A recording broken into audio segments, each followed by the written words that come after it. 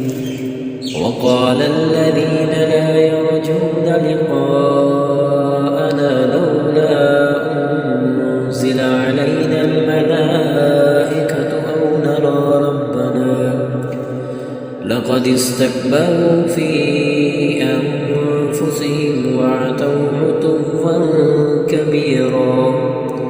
يوم يرون الملائكة لا بشرى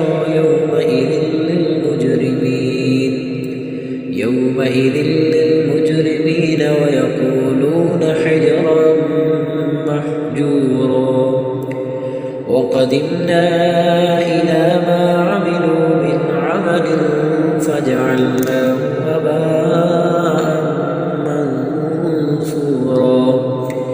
أصحاب الجنة يومئذ خير